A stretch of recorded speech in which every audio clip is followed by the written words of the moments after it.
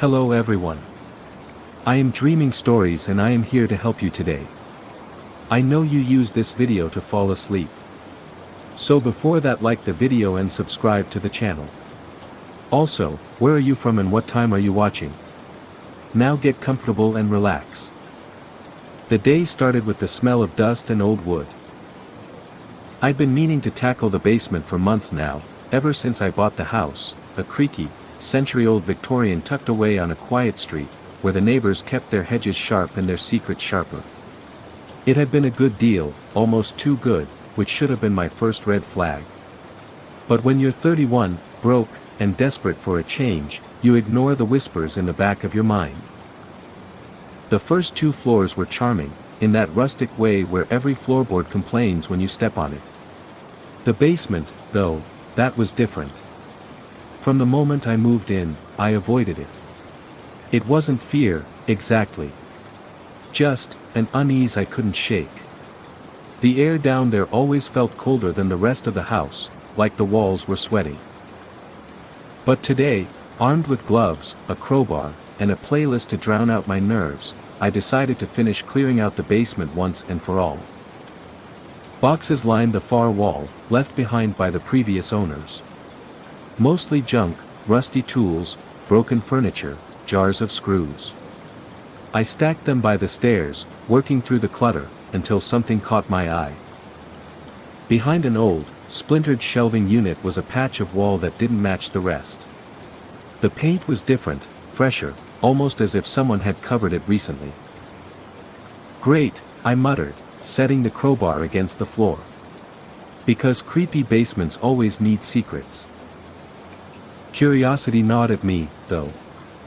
I shoved the shelf aside, coughing as a storm of dust rose up. The wall looked like plaster slapped over wood, cheap and rushed.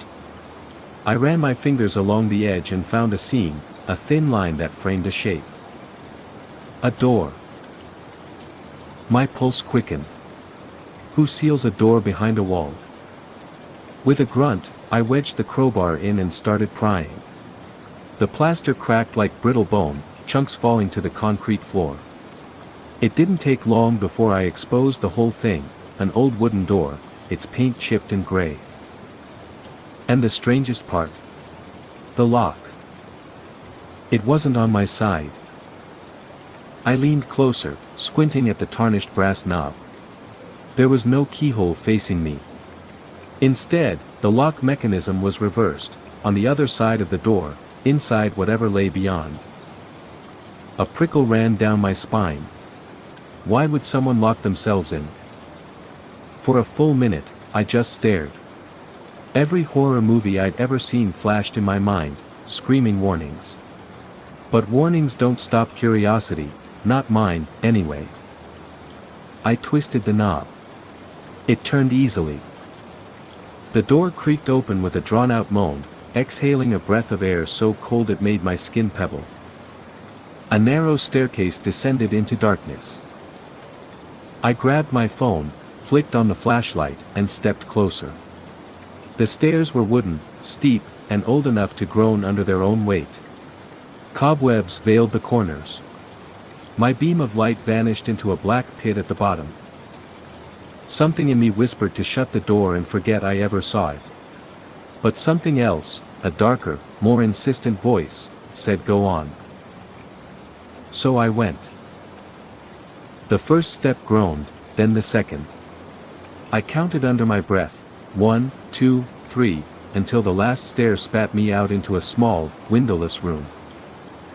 The air was thick, heavy with the smell of mildew and something else, metallic, like old blood. My light skimmed across stone walls carved with symbols I didn't recognize, circles within circles, jagged lines, crude figures hunched in poses of agony.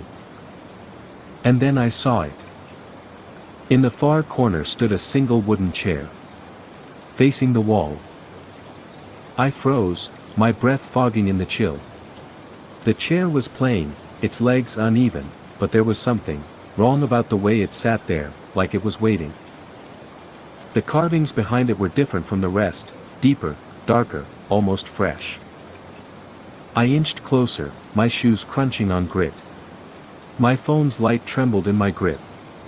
When I finally reached the chair, I saw deep gouges in the floorboards beneath it, as if someone had dragged their heels against the wood. The air felt tighter now, like the walls were pressing in. Then I heard it. A whisper. Soft, like breath brushing my ear.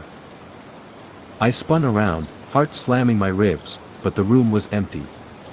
The doorway behind me gaped like a black mouth. "Hello." My voice cracked. Silence. I swallowed hard, forcing a laugh that sounded fake even to me. "Get a grip," I muttered, turning back to the chair. That's when the second sound came. Footsteps. Above me. Slow, deliberate, pacing across the basement floor. I froze, listening. One step.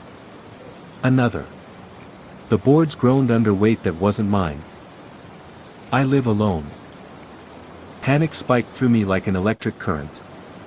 My flashlight wavered across the walls, catching glimpses of carvings that suddenly looked like open mouths, screaming. The footsteps stopped. And then, a soft click. The door at the top of the stairs had closed. I bolted, my shoes hammering the steps, lungs clawing for air. When I reached the top, the door loomed shut in my face. I grabbed the knob and yanked. Locked. From the inside. My breath hitched, chest heaving as I threw my weight against the wood. It didn't budge. My mind screamed, how? I left it open.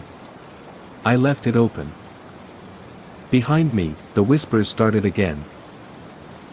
Low at first, then louder. Layered voices, hissing in a language I didn't know. The cold in the stairwell deepened, sinking into my bones. I turned, slowly, as if in a dream. The beam of my phone swept the bottom of the stairs. The chair was no longer facing the wall. It faced the stairs. And something was sitting in it. I couldn't breathe. My lungs locked tight, and my heartbeat pounded so hard it felt like it might crack my ribs.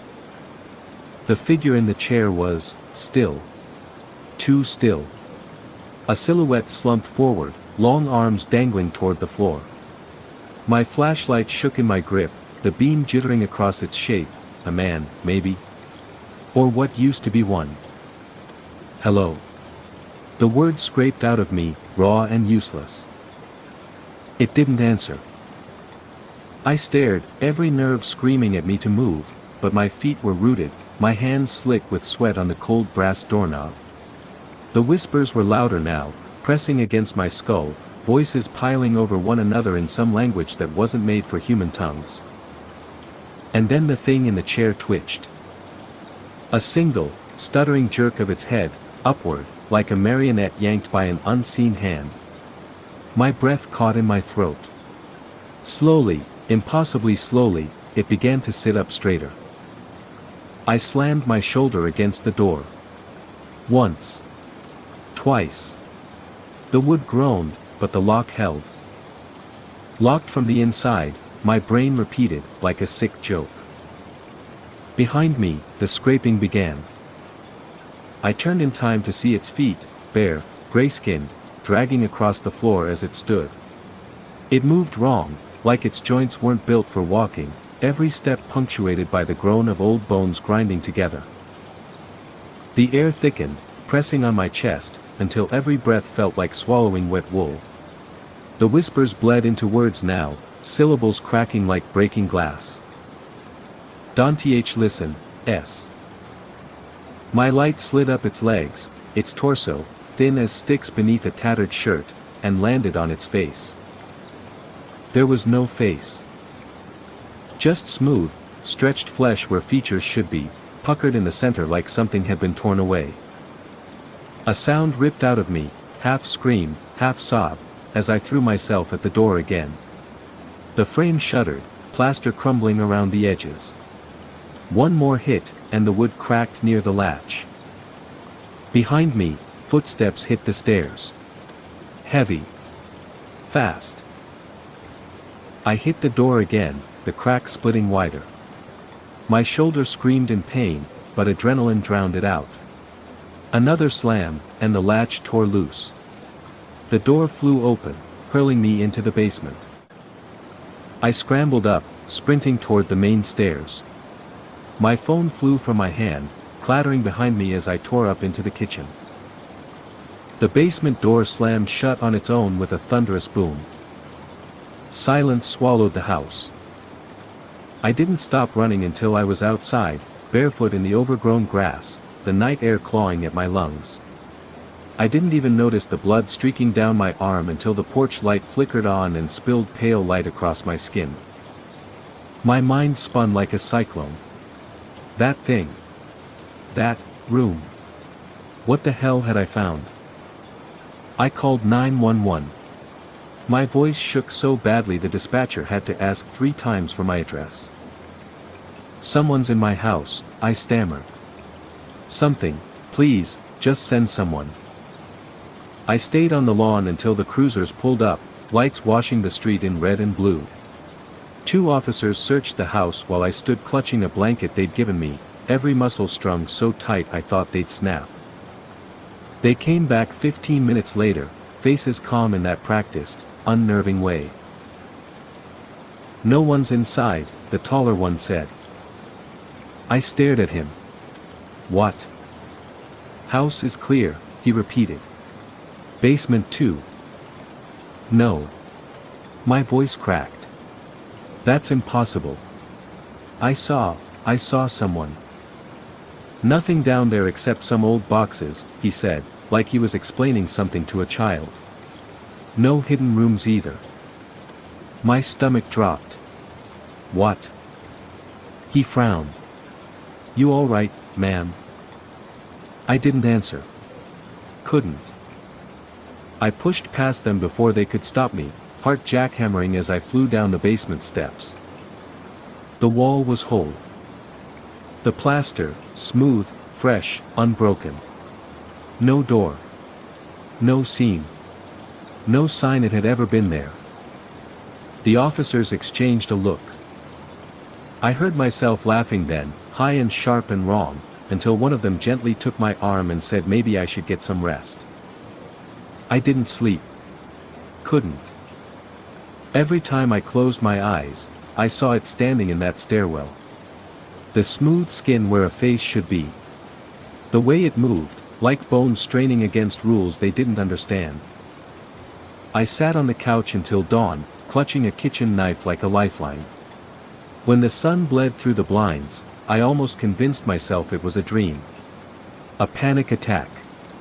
A hallucination from all the dust and stress. Until I saw the bruises on my shoulder where I'd slammed the door. Until I saw the smear of gray on my arm. Not blood. Something thicker. Almost like clay. By evening, I'd packed a bag. I wasn't staying another night. But when I opened the front door, something slid across the wood with a dry scrape. A note. Folded, yellowed, tucked beneath the crack. My hands shook as I opened it. 3 words, written in a spidery hand. "Don't leave yet." I backed away slowly, my breath coming in shallow, ragged gasps. The paper trembled between my fingers. A sound broke the silence then. Click. The unmistakable sound of a lock turning. From the basement.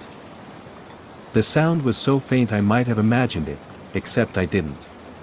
It echoed through the floorboards like a whisper with weight, and it was coming from below. The basement. My legs didn't want to move, but something else, something that wasn't curiosity this time, something sharper, almost instinctual, dragged me back toward that narrow door at the top of the steps. Every muscle screamed at me to turn around, to leave the house, to run until the pavement blistered my feet. But I couldn't. I had to see. The basement door stood slightly ajar now, as if inviting me in. The hinges creaked as the draft pushed it open another inch, exposing blackness below like a wound. I swallowed hard, my throat dry as bone. Hello. My voice came out brittle. No answer. Just the hum of silence, dense and suffocating. I grabbed a flashlight, an old one from the junk drawer, because my phone was still down there, and gripped it like a weapon. Each step down groaned under my weight, and the air grew colder, thicker, carrying the same metallic tang that had clawed at my senses before. When I reached the bottom, I swept the beam across the room. Everything was exactly as it had been before I pried open that hidden door. The shelves. The paint. The smooth, unbroken wall. Except now, the wall wasn't smooth. At first, I thought it was just my light playing tricks, but when I stepped closer, the plaster seemed to ripple. Faint impressions bulged beneath the surface, like something pressing from the other side. Then I saw the marks. Carvings. Jagged lines etched into the wall itself, so faint they looked like veins. And between them, words. Scratched in deep, uneven strokes, in a language I didn't know, except for one. One word, repeated again and again in frantic clusters. Stay. I stumbled back, breath catching in my throat. The flashlight trembled, casting fractured shadows across the basement. Then the light hit something on the floor. My phone. Lying face up, its screen spiderwebbed with cracks, as if it had been crushed under something heavy. I bent to grab it, hesitated, then snatched it up with fingers that didn't feel like my own. It was cold. Too cold, as if it had been sitting in ice. A sudden sound froze me in place. Thump. From behind the wall. I dropped the phone. Another thump. Harder this time.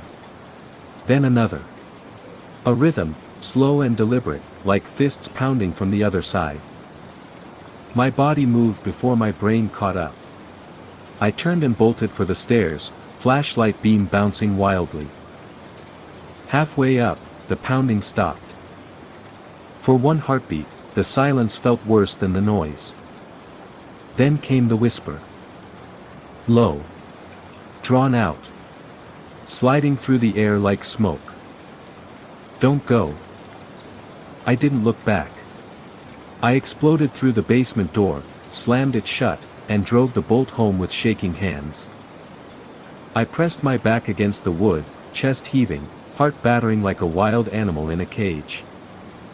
And then, God help me, I heard it again. Click. The sound of the lock sliding into place. From the inside. I don't remember falling asleep. Maybe it was exhaustion, maybe some kind of blackout, but when I opened my eyes, the world was washed in gray. Dawn. For one blissful second, I thought it was over. That I'd dreamed it all. Then I saw the door. The basement door. Wide open. The knife was still in my hand as I crept toward it, barefoot on the cold floor. The air spilling up from the basement was colder than the morning outside, and it carried a smell, earthy, damp, threaded with something foul, something that made the back of my tongue twitch. The light switch didn't work. Of course it didn't. I should have run then. Grabbed my keys and never looked back. But instead, I found myself descending the steps again, heart jackhammering in my throat. And when I reached the bottom, I saw that the wall was gone. The hidden door gaped open, wood dark and wet looking, like it had been sweating in the dark. Beyond it, the narrow stairway yawned downward, steeper than before, like the house had grown a throat. The carvings were everywhere now, spilling out of the hidden room, crawling across the basement walls, gouged deep into the plaster like claws had done it. Circles within circles. Jagged figures. And words. English this time. We wait. The whisper came again. Closer now.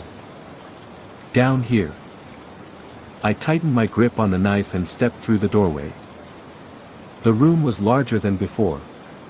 It shouldn't have been, there was no space for it to grow, but it had. The ceiling arched higher, and the walls curved inward like the inside of a ribcage. The chair was still there, but now there were more. A ring of them. Each facing inward.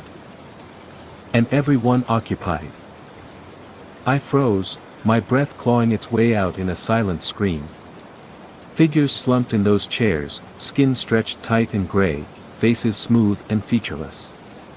They sat like broken dolls, their heads jerking in tiny, twitching spasms, as if listening to something I couldn't hear.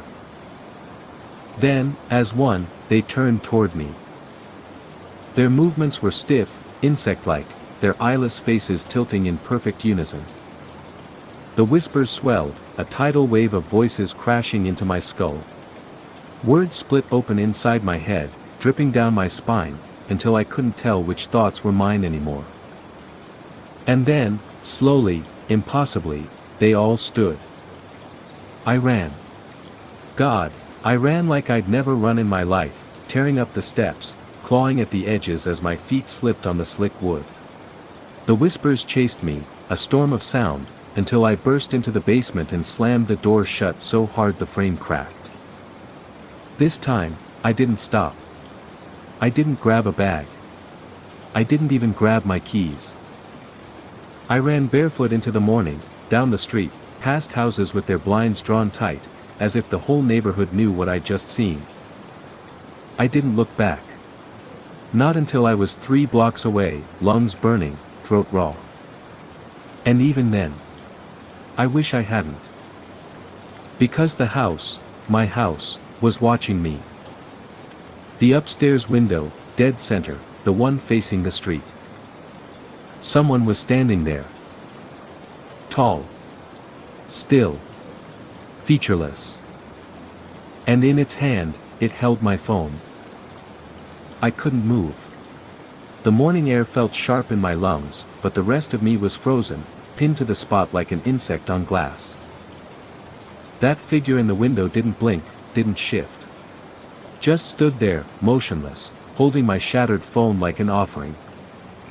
And then, slowly, so slowly it made my stomach twist, it raised its other hand. And waved. Something broke in me then. Instinct overrode terror, and I bolted. I didn't stop running until my legs gave out near a gas station 2 miles down the road. I collapsed against the wall, sobbing, ignoring the stares from people filling their tanks. My hands shook as I begged a clerk for his phone.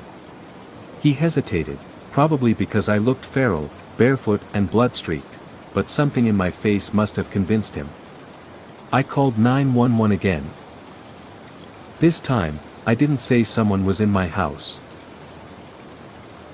This time, I told them I was being stalked.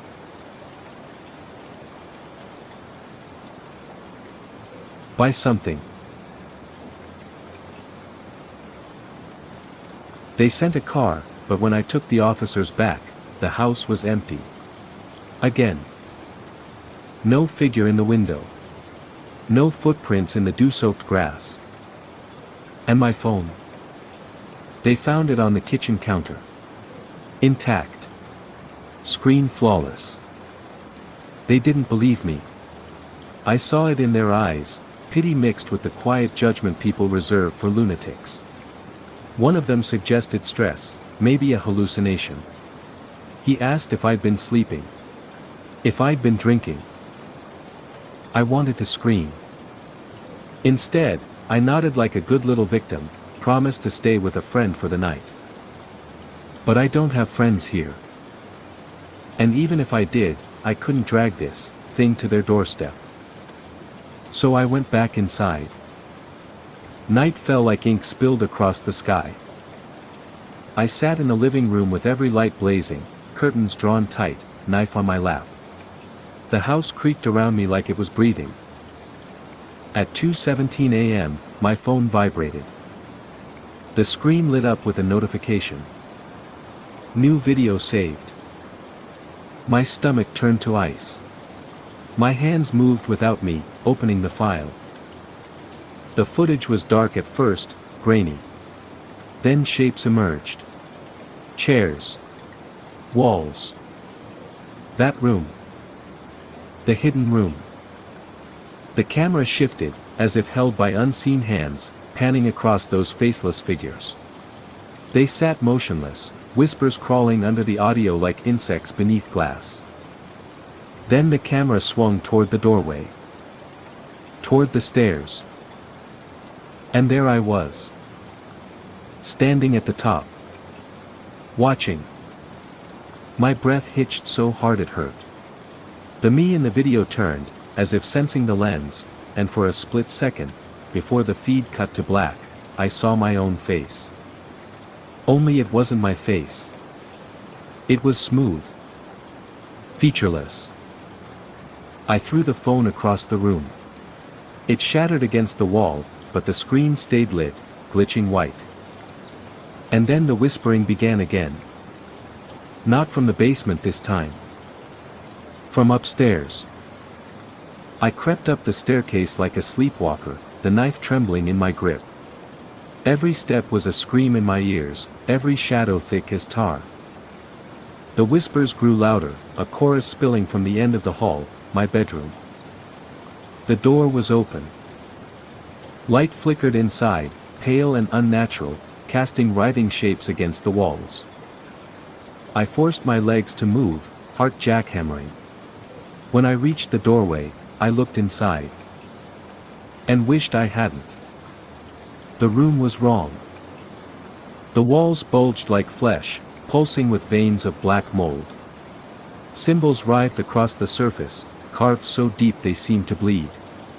The bed was gone. In its place was the chair. And sitting in the chair, was me. Not just a reflection. Not a trick of light. Me. Head bowed. Shoulders slumped. Skin stretched pale over bone. It lifted its head slowly, jerking in that insect way, and where my face should have been was a blank slate. A smear of nothing. The whispers drilled into my skull, clawing at the edges of thought until my knees buckled. Then the other me spoke. Not with a mouth, because it had none, but with words that slithered straight into my mind. You opened the door. I stumbled back, knife slipping from my hand. You belong here now. The floor split beneath me like rotten wood, and the world collapsed into darkness. When I woke, the first thing I felt was the cold. Then the chair beneath me. My wrists burned, they were tied. My ankles too. I opened my eyes and saw the walls. The carvings. The ribcage room. And the others. Dozens now. Maybe hundreds. All sitting. All waiting. And every one of them turned toward me in perfect, shuddering unison. The whispers rose, deafening.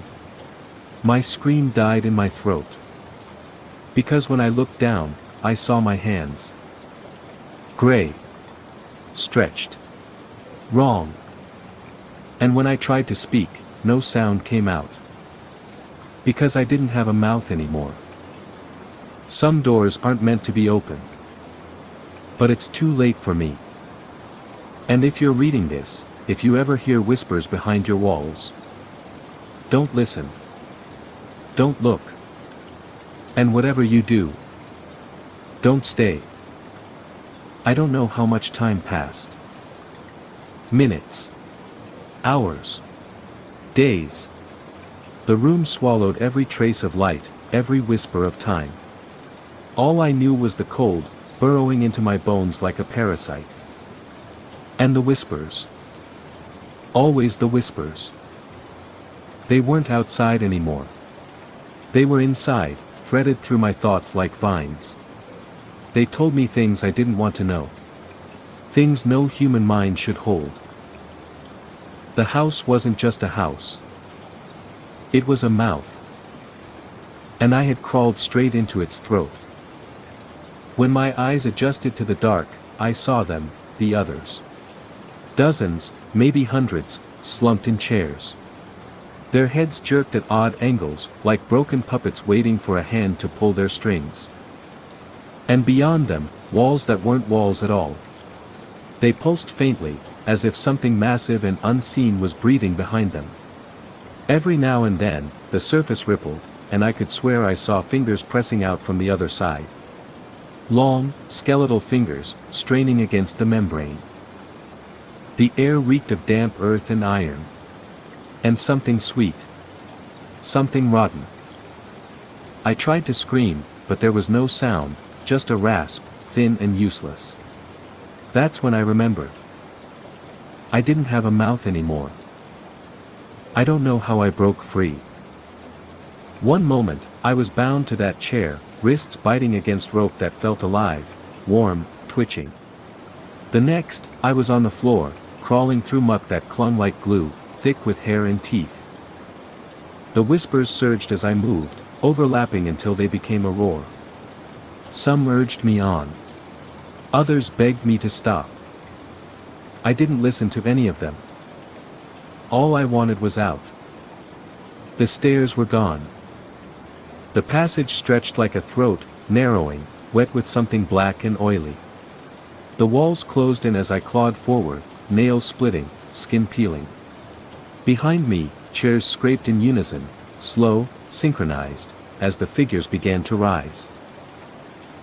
I didn't look back. I couldn't. I don't remember how I got out. One moment, I was drowning in that dark, the next, I was bursting through the basement door, collapsing on the cold concrete. The house was silent. The basement wall was whole again. Smooth plaster, no seam, no door. As if it had never been there. The first breath of outside air hit my lungs like fire. I stumbled out the front door, clutching the frame for balance, and vomited on the porch. When I wiped my mouth, though there was nothing to wipe, it hit me. I had a mouth again. And hands. Skin. Everything where it should be. For a moment, I thought I'd imagined it all. A nightmare stitched from dust and loneliness.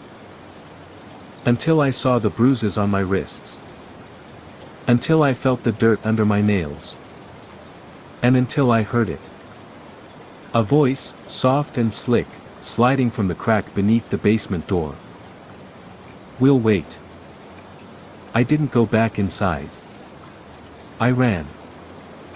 I stayed at a motel on the edge of town that night, curled up in a sagging bed that smelled like bleach and cigarette ash. I didn't sleep. Every time my eyes drooped, I saw them, the chairs, the faceless heads, the pulsing walls. And I heard the words, curling like smoke. You opened the door. By sunrise, I was shaking so hard I could barely hold the coffee I'd bought from the vending machine. My phone was dead, which should have been impossible because it wasn't even with me when I left. Still, when I pressed the power button, the screen flared to life. And showed a photo. Of me. Standing in the motel room. Taken from the corner of the ceiling. I dropped the phone like it burned, heart in my throat. Someone had been here. Someone, or something, was still watching. I left everything behind and drove. No plan, no destination. Just asphalt unrolling beneath my tires as the sky bled gray. But no matter how far I went, the feeling followed me. That hum beneath the silence.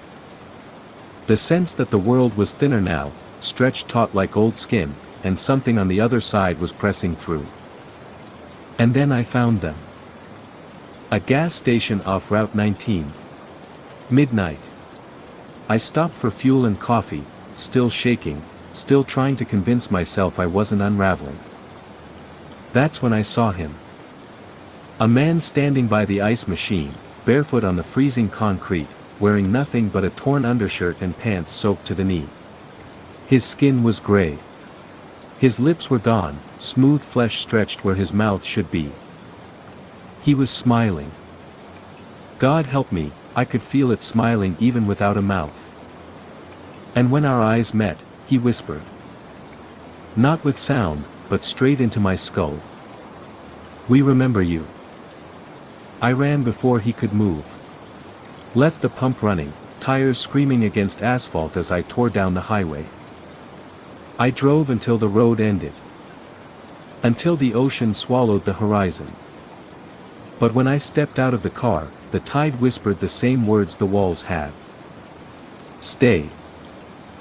The ocean was black under a bruised sky, waves gnashing against the rocks like teeth. I stood at the edge, wind clawing at my clothes, salt burning my lips, and for a moment I thought about stepping forward. Not because I wanted to die, God, no, but because the water felt safer than the land now. Because the land had doors. I don't know how long I stood there, staring into that churning abyss, before I felt it. That hum. That sick, low throb vibrating through the soles of my feet, up my spine, into the roots of my teeth. The same sound the basement whispered when I leaned too close to the wall. The same sound the ocean was making now. I backed away slowly, heart battering my ribs. The rocks beneath my shoes were slick, jagged. One wrong step and the tide would drag me under, but that wasn't what scared me. What scared me was the voice. Slipping from the waves like an oil slick, coiling around my ears. You can't outrun a mouth. I bolted. The motel was 2 towns back, but I didn't make it there. Halfway down the highway, the engine stuttered and died, even though the tank was full. The dashboard lights winked out one by one, until the car was nothing but a coffin of glass and steel. The hum deepened. I sat there in the dark, clutching the steering wheel like it could anchor me, when the smell hit, damp, sweet, and metallic. The smell of the basement. I turned my head. And there it was. In the rearview mirror. Not a face. Not even a shape. Just darkness, rippling like oil, swallowing the back seat. And from that darkness, a hand crawled forward, long, jointed wrong, with too many knuckles, gripping the headrest behind me. I didn't scream. I couldn't. I slammed the door open and ran into the night, gravel slicing my feet, lungs tearing. The hum followed. Louder. Closer. Until it wasn't sound anymore, but something pulsing inside me, syncing with my heartbeat. I don't remember leaving the road. 1 minute, I was sprinting past skeletal trees under a smear of stars. The next, I was in a clearing with something looming ahead. At first, I thought it was a house. Then I saw it breathe. It rose out of the earth like a tumor, all angles and arches that made no sense, windows yawning like blind eyes, shingles curling like scales. The walls pulsed faintly, slick with something that glimmered in the moonlight. And the door. The door was open. I froze at the edge of the clearing, every instinct screaming to run. But the hum rooted me where I stood, thick and deep, threading through my bones like 1,000 voices chanting the same word. Home. When I stepped inside, the air clamped down, wet and hot, reeking of rot and rust. The floor pulsed under my feet, soft and spongy, as if I was walking on flesh. The walls weren't plaster. They weren't wood. They were ribs. And beneath the floor, something massive shifted. Something alive. There were doors everywhere. Too many. Some were half my height, others stretched into darkness. Some were nailed shut, others gaped wide, their frames ringed with teeth. And from behind them came whispers, sliding through the cracks like breath. Stay. I stumbled deeper, knife clenched so tight my fingers ached. My breath came in shallow gasps, my heart pounding like prey. And then I saw them. The chairs. Dozens of them, arranged in a ring around a hole in the floor. Each held a figure slumped forward, limbs dangling, skin gray and stretched. One of them lifted its head. And spoke inside my skull. You can leave. If you bring another. My stomach turned to ice. What? The word scraped out of me, cracked and alien in the silence. One stays. One goes. That is the law. The others began to stir, their movements jerky, insect-like. They turned their eyeless faces toward me, their whispers swelling into a single, shuddering chorus. Choose. I ran for the nearest door, but the floor rippled under me, slowing my steps like wading through tar. The hole yawned wider, black as a starless sky, and something moved inside it, something vast, coiling, pressing against the edges. A mouth. A mouth big enough to swallow the world. I don't remember getting out. One moment, I was in that ribcage room, the next I was crashing through trees, blood streaming down my legs, the night air slicing my lungs. I didn't stop until I hit pavement. Until headlights blinded me and a horn split the dark. Then nothing.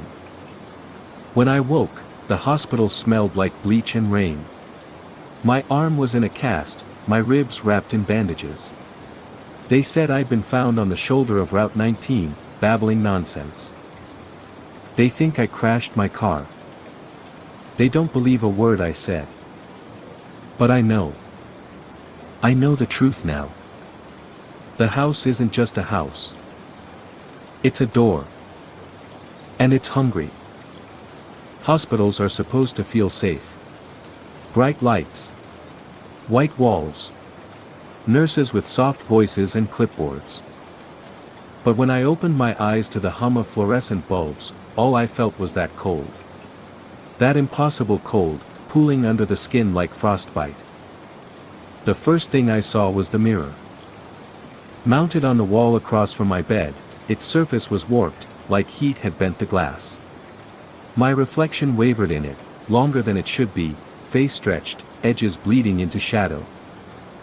And then it smiled. I didn't. I ripped the 4 from my arm and stumbled into the hall.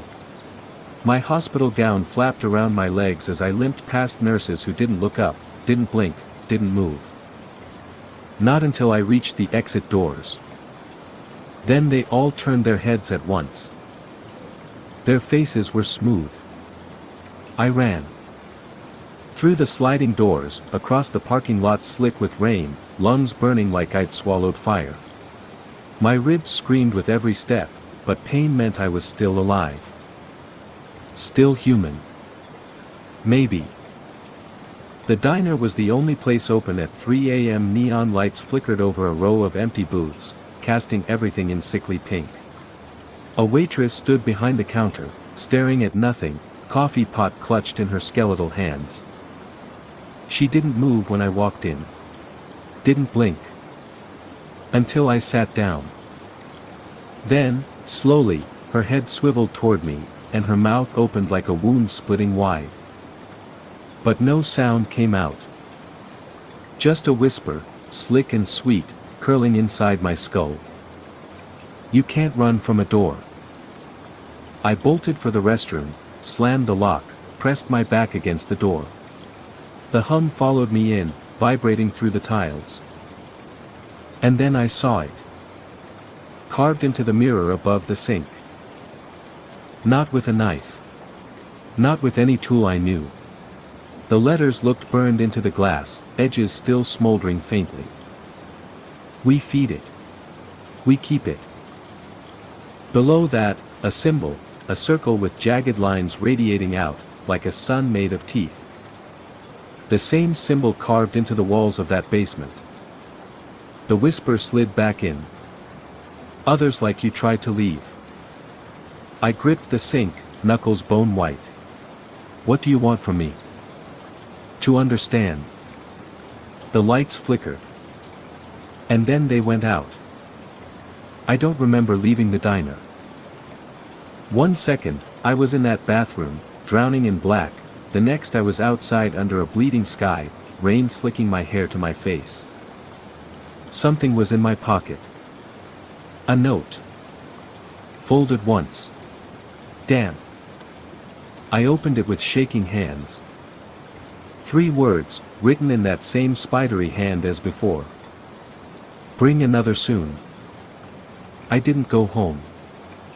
God knows I thought about it, about burning the house down, salting the earth, raising every inch of it, but I knew it wouldn't matter. You can't kill a mouth by burning its teeth. Because the house wasn't the only one. That's what the note meant. That's what the whispers were telling me. Every town has one. Every city. Every quiet street where neighbors smile too wide and blinds never open. Doors that shouldn't exist. Rooms that eat people whole. I found the others by accident. Or maybe they found me. A motel in the middle of nowhere. A knock on the door at midnight. I opened it with a knife in my hand and met a man with eyes like cracked porcelain. He didn't speak. Just held up his sleeve. His forearm was a map of scars, circles and jagged lines carved so deep they'd never heal. The same symbol from the mirror. The son of teeth. He whispered one word. Survivor. They called themselves the Feeders. Not a cult. Not exactly. More like caretakers. Prison guards who'd fallen in love with their prisoner. They told me the truth. The doors aren't doors. They're wounds. Tears in the skin between worlds, where something vast and starving presses against the seams. Something that shouldn't exist. Something that hates the shape of us, the sound of us, the fact of us. They feed it to keep it calm. One life at a time. One chair at a time. The law of the door, one stays. And the world ends in teeth. They offered me a choice. Help them. Or take the chair. I laughed in their faces. I told them to burn in their own hell. And then they showed me the pictures. My sister. Her kids. My mother in her garden, smile bright as summer. The door remembers blood, the man said softly. If you won't feed it, it'll find someone close to you. I don't remember saying yes. But I remember the first time I brought someone to the house. I remember their screams as the walls swallowed them whole. I remember the whispers curling around me like warm hands, purring. Good. That was 6 months ago. 6 months of feeding the wound. 6 months of sleeping with the hum under my pillow, the whisper coiled in my ear. I told myself I was saving lives. That one gone was better than a world devoured. But now I know better. Because last night, the whispers changed. They didn't say stay. They didn't say feed. They said, open. The law is broken. The wound is widening. And I can feel it, breathing beneath the earth, pressing against the crust, eager to split the world like skin. I don't know how long we have. Days. Hours. Maybe less. I'm writing this in a diner off Route 19, rain clawing at the windows, coffee gone cold. The feeders are gone. Chairs empty. Maybe they knew this was coming. Maybe they've gone to kneel at the edge of the hole and pray for teeth. As for me, I'm going back. To the house. To the mouth. If I can't close the door, maybe I can crawl through and choke it from the inside. Maybe I can give it something big enough to keep it full. Maybe it'll be enough. If you find this, don't come looking for me. Don't look for the house. And if you ever hear whispers behind your walls, don't listen. Don't look. And whatever you do, don't open the door.